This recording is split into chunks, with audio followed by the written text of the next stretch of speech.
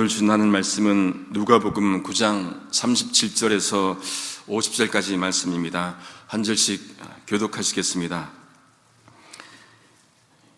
이튿날 산에서 내려오시니 큰 무리가 맞을새 무리 중에 한 사람이 소리질러 가로되 선생님, 청컨대 내 아들을 돌아보아 주옵소서. 이는 내 외아들이니이다.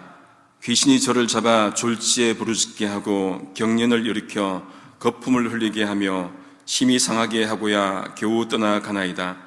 당신의 제자들에게 내어 쫓아 주기를 구하였으나 저희가 능히 못하되이다. 예수께서 대답하여 가라사대 믿음이 없고 패역한 세대여, 내가 얼마나 너희와 함께 있으며 너희를 참으리요.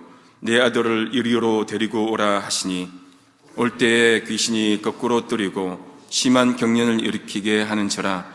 예수께서 더러운 귀신을 꾸짖으시고 아이를 낫게 하사 그 아비에게 도로 주시니 사람들이 다 하나님의 위엄을 놀라니라. 저희가 다 그 행하시는 모든 일을 기이 여길새 예수께서 제자들에게 이르시되 이 말을 너희 귀에 담아 두라. 인자가 장차 사람들의 손에 넘기우리라 하시되 저희가 이 말씀을 알지 못하였나니 이는 저희로 깨닫지 못하게 숨김이 되었습니다. 또 저희는 이 말씀을 듣기도 묻기도 두려워하더라. 제자 중에서 누가 크냐 하는 변론이 일어나니 예수께서 그 마음에 변론하는 것을 아시고 어린 아이 하나를 데려다가 자기 곁에 세우시고 저에게 이르시되 누구든지 내 이름으로 이 어린 아이를 영접하면 곧 나를 영접함이요 또 누구든지 나를 영접하면 곧 나 보내신 이를 영접함이라. 너희 모든 사람 중에 가장 작은 그이가 큰 자니라. 요한이 여짜오되 주여 어떤 사람이 주의 이름으로 귀신을 내어 쫓는 것을 우리가 보고 우리와 함께 따르지 아니하므로 금하였나이다. 예수께서 가라사대 금하지 말라.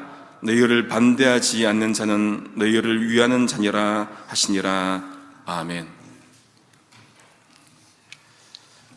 예수님께서 베드로와 야고보와 요한과 함께 변화산에 계시다가 이제 이튿날 산에서 내려오십니다. 큰 무리가 맞이합니다. 무리 중에 한 사람이 예수님께 소리 지릅니다. 38절에 보니까 선생님, 청컨대 내 아들을 돌아보아 주옵소서. 이는 내 외아들이니이다. 외아들인 그 하나밖에 없는 아들이 어딘가 아픈가 봅니다. 예수께서 내려오시자마자 산 밑의 현실과 마주합니다. 아픔이 있고 고통이 있고 슬픔이 있는 일상을 마주하게 된 것이죠. 예수님과 베드로, 야고보, 요한이 산 위에서 기도하고 있을 때 산 밑에 처연한 그 일상이 멈춘 것은 아니었습니다. 일상의 아픔은 있는다고 사라지는 것이 아니죠. 일상은 멈추지 않고 흘러갑니다. 마치 우리가 어디 여행 갔다가 돌아오면은 그대로이지 않습니까? 하나밖에 없는 아들에게 생긴 사연을 아버지가 말하는데 어떻게 말을 합니까? 소리 질러 말합니다. 간절함 때문이었습니다. 하나밖에 없는 외동딸이 병들어 죽게 되었을 때 회당장 야이로는 자신의 사회적 신분을 개의치 않고 예수님 발 앞에 엎드렸습니다. 간절함 때문이었습니다. 12년 동안 혈루증으로 고생하던 그 한 여인, 가진 돈을 모두 탕진했던 그 여인, 고침받지 못하자 율법 어기고 공공장소로 왔습니다. 예수님 뒤에서 옷을 만집니다. 간절함 때문이었습니다. 간절한 자는 그냥 가만히 있지 않습니다. 없는 길을 만들어냅니다. 아들의 증상이 어땠습니까? 귀신이 그 아들을 잡아서는 갑자기 부르짖게 하고 경련 일으키고 거품을 흘리게 하고 몹시 상하게 하고 그런 다음 떠납니다. 근데 간질 증상과 비슷하죠. 요즘은 잘 보지 못했는데 제 어릴 때만 해도 종종 본 것 같습니다. 이런 자녀를 가진 부모의 삶은 어떠하겠습니까? 이래저래 인생은 아픈 사람들이 참 많은 것 같습니다. 그 아버지가 여기까지만 말했으면은 예수님께서 편안하게 고쳐주었을 텐데 그 다음 한 말을 더 붙입니다. 40절 말씀에 당신의 제자들에게 내어 쫓아 주기를 구하였으나 저희가 능히 못하되이다. 산 밑에 남은 9 제자에게 와서 고쳐달라고 부탁을 했는데 못했다는 그 말씀이죠. 이것이 예수님을 자극합니다. 예수님이 어떻게 반응합니까?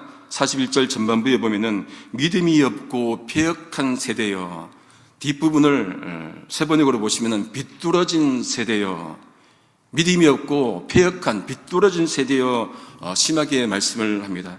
영어로 보면은 이 탄식하는 오가 있습니다. 탄식부터 합니다. 안타깝다는 그 말씀일 겁니다. 예수님께서 꾸짖는 듯한 이 여기 세대는 누구를 지칭합니까? 고치지 못한 그 제자를 지칭할 수도 있고, 어쩌면 좀 확대해서 이스라엘 전체를 지칭하는 것일 수도 있을 것 같습니다. 산 위와 산 밑은 그렇게 차이가 납니다. 모세가 산 위에서 십계명 받고 내려올 때 산 밑은 어땠습니까? 금송아지 우상을 만든 그런 모습이었습니다. 산 위가 거룩하다고 산 밑 동네까지 거룩하게 되지는 않습니다. 산 밑은 일상의 뒤틀림이 있는 그런 삶이 그대로 노출된 곳입니다. 그래서 그곳에서 어쩌면 거룩하게 살아야 합니다. 산 위가 아니라 산 밑, 믿음이 없고 패역하고 뒤틀린 비뚤어진 그곳에서 거룩하게 살아내야 합니다. 빌립보서 2장 15절 세번역입니다. 그리하여 여러분은 흠이 없고 순결해져서 구부러지고 뒤틀린 세대 가운데서 하나님의 흠없는 자녀가 되어야 합니다. 그리하면 여러분은 이 세상에서 별과 같이 빛날 것입니다. 우리가 살아가는 이 땅 가운데 하나님의 흠없는 자녀로 바르게 별과 같이 살아야 할 것입니다. 예수님은 이 세대를 그렇게 꾸짖으시고는 이렇게 또 표현합니다. 언제까지 너희와 함께 있어야 하며 참아야 하겠느냐? 아이를 데려오라. 곧 떠나신다는 것을 말씀하시는 거죠. 무엇입니까? 곧 죽음을 맞이한다는 그 말씀인데 안타까운 마음으로 말씀을 합니다. 이제 그 아들이 옵니다. 올 때 어떤 현상이 벌어집니까?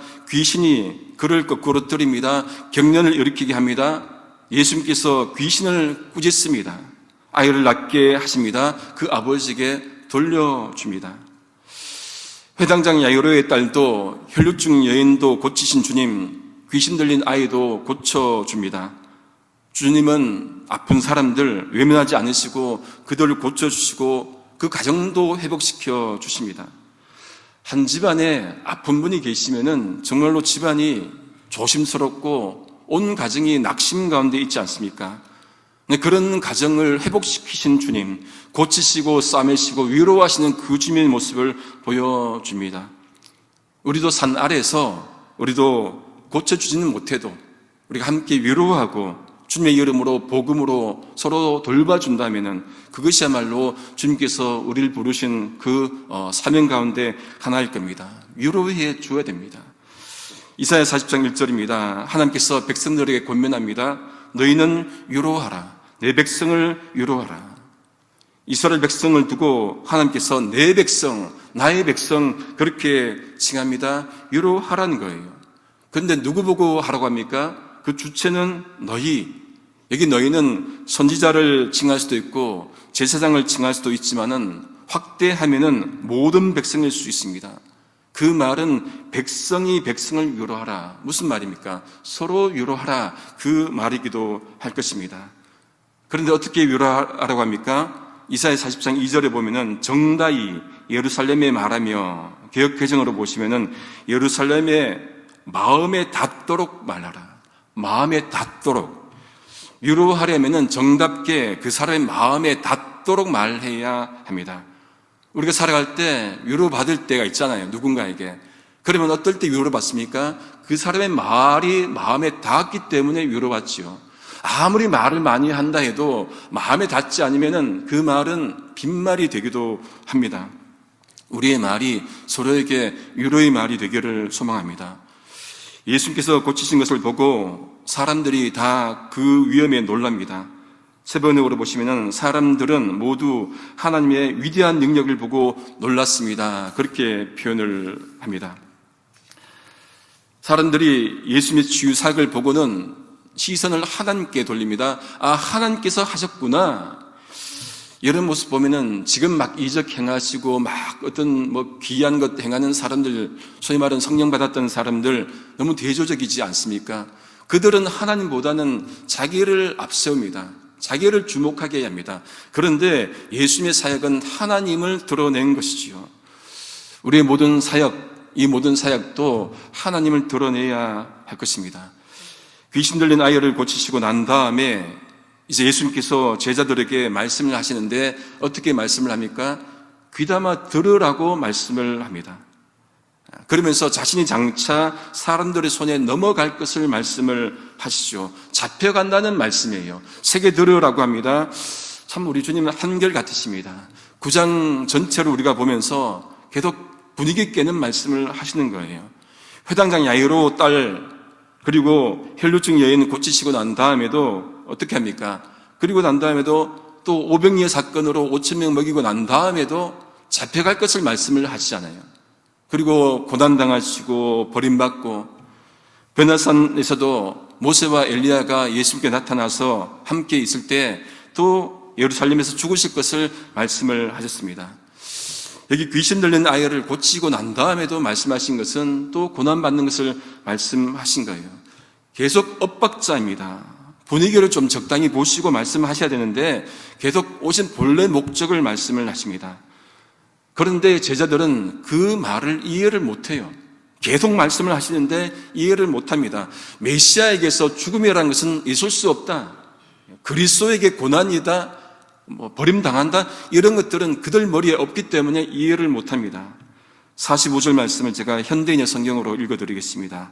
그러나 이 말씀의 뜻이 숨겨져서 제자들이 깨닫기는커녕 묻기조차 두려워하였다.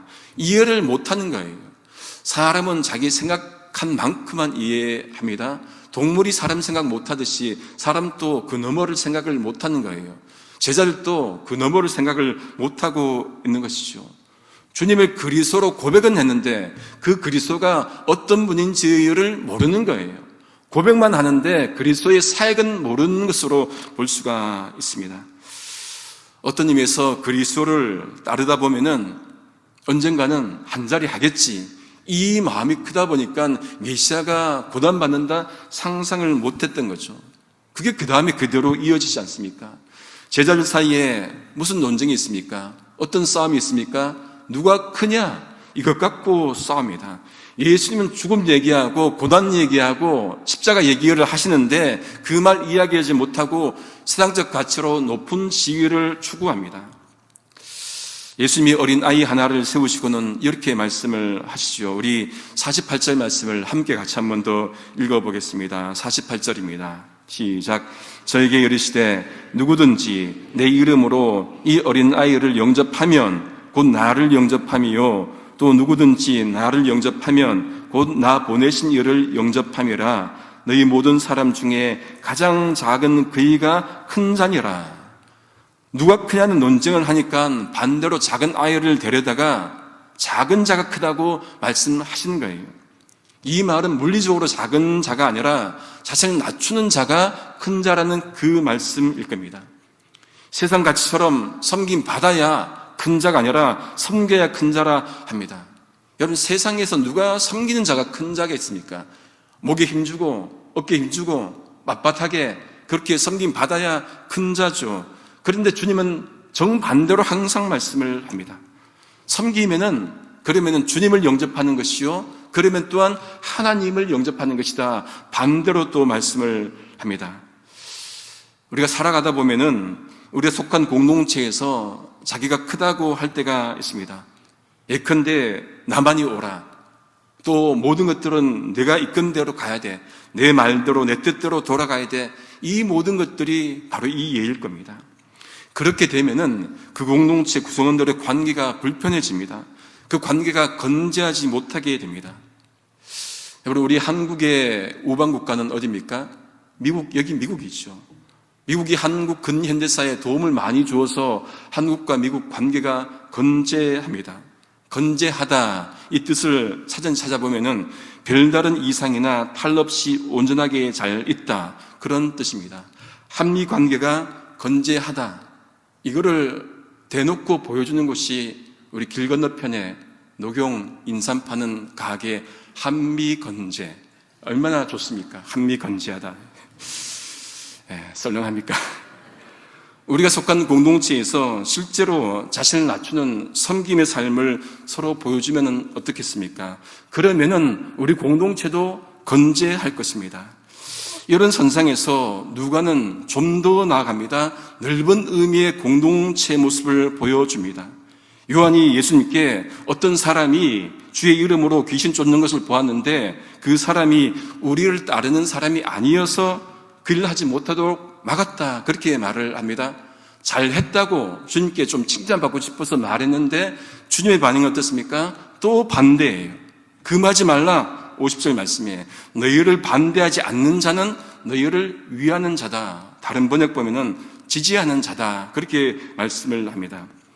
자기들 사이에서 누가 크냐 논쟁 벌이고 난 다음에 바깥으로 시선을 돌리고는 어떻게 합니까? 자기들과 함께 하지 않으면은 반대하는 자로 경계합니다. 본능이겠죠. 자신들이 예수님과 실제로 함께 하니까 이 정통성은 우리만 있어. 나만 있는 거야. 나만 정통성이 있어. 또 하나님의 사역은 우리만 해야 돼. 당신들은 하지 못해. 독점의식이 있는 것이죠. 그런데 예수님은 제자 데리고 다니시면서 한 번도 그들만이 하나님 나라 위에서 일한다, 그렇게 생각하지 않으셨습니다. 얼마든지 주님의 공동체 밖에 있는 자라도 예수의 이름으로 사역하면은 그들도 하나님 나라 거대한 공동체에 들어올 수 있다, 그렇게 여기셨던 것이죠. 우리는 내 사람, 남의 사람 칼같이 나눌 때가 많습니다. 나를 따르지 않거나 우리 속에 속하지 않으면은 무조건 적으로 간주할 때가 참 많이 있어요. 이게 진영 논리지요. 얼마나 많이 이 모습이 드러납니까? 신학적 입장도 교리도 해석도 내 것만 옳다고 하고, 그러니까 한국 교단이 450개나 된다고 하지 않습니까? 이건 참 부끄러운 일이죠. 교회에도 이런 입장 저런 입장 있을 수 있습니다. 어떤 분들은 정치적으로 이런 입장 저런 입장 있을 수 있는 거죠. 중요한 것은 무엇입니까? 이 입장이 중요한 것이 아니라 예수님의 말씀, 하나님, 이것이 기준이 되면은 그 속에는 이쪽 진영도 올 수가 있는 거예요. 내 쪽은 옳다, 막 카톡 보내지 마시고, 그건 바람직하지 못한 것이지요. 하나님 안에서는 모두가 하나 될 수 있습니다. 여러분, 우리가 모두가 죄인이에요. 우리 순수한 사람 없습니다. 그래서 어거스틴이 뭐라고 합니까? 교회는 병원이다. 교회는 감옥이다. 죄인들이 있는 곳이니까 이 사람도 있고 저 사람도 있고 우리 모두가 죄인 아니겠습니까? 그러면 한 공동체 안에 모두 들어올 수가 있는 거예요. 예수님 십자가에 죽으셨습니다. 두 팔 벌리셨습니다. 모두를 안으신 것 아니겠습니까? 심지어 누구도요. 거기에 달렸던 죄수 한 명도 안으셨지 않습니까? 우리 주님의 두 팔은 넓습니다. 그러기에 예루살렘과 온 유대와 사마리아와 땅끝에서 어디서든지 주님의 이름으로 일하는 자들은 모두 주님을 위한 자들이요 주님의 제자가 될 수 있다는 것이지요. 하나님 나라 위에서 동역할 수 있는 우리라는 범주는 크고 넓습니다. 말씀을 정리합니다. 산책하다가 근처 학생들이 이제 고등학생 되는 것 같은데 한 20명 정도 뛰는 것을 보았습니다. 종종 보지요. 대부분 이렇게 한 그룹으로 달리는데 두세 명이 이제 좀 처져 달리더라고요. 뒤에 자전거 타고 선생님은 또 자전거 타고 하더라고요. 근데 가면서 앞에 있는 선두에 있는 두 명을 불러다가는 뒤에 처진 두세 명과 같이 가라고 그렇게 말을 하는 것 같습니다. 보조를 맞추라는 그 얘기죠. 도와주라는 그 얘기인 것 같았습니다. 그야말로 앞에서 끌어주고 뒤에서 밀어주는 그 모습이었습니다. 다 보지 못했지만은 분명한 것은 아마도 한 명도 낙오 없이 완주했을 겁니다. 하나님 나라 위에서 일할 때 세상적 경쟁을 하는 것이 아니라 누가 크냐 이 모습이 아니라 서로 도와주고 격려해 줘야 할 것입니다. 그렇게 할 때, 그리고 서로에게 힘이 되어줄 때 우리 공동체가 역동적 공동체가 되지 않겠습니까? 그런 모습을 우리가 만들어내는 그런 실제적인 모습들을 우리 속에 있기를 성부성자 성령이신 삼일째 하나님의 이름으로 소망합니다. 기도하시겠습니다. 하나님 감사합니다. 지혜를 택해 주시고 자녀 삼아 주시고 귀하고 복된 믿음의 공동체에서 함께 성부성자 성령이신 삼일째 하나님을 믿으며 살게 하시니 감사합니다. 삼일체 하나님께서 공동체의 전형을 보여주셨듯이 우리 또한 하나님이 기뻐하시는 거룩한 공동체를 이루어 가도록 역사하여 주옵소서. 그러기 위해 하나님이 어떤 존재이신지, 그의 아들 예수 그리스도가 이 땅에서 무엇 때문에 오셨는지 바르게 깨닫는 제가 되도록 성령께서 은혜 더하여 주옵소서. 그래서 내 선입견으로 주님의 뜻을 가리지 않게 하시고 나만 옳다는 좁은 마음도 버리게 하셔서 참된 주님의 제자 공동체가 될수록 인도하여 주옵소서. 예수님의 이름으로 기도드립니다. 아멘.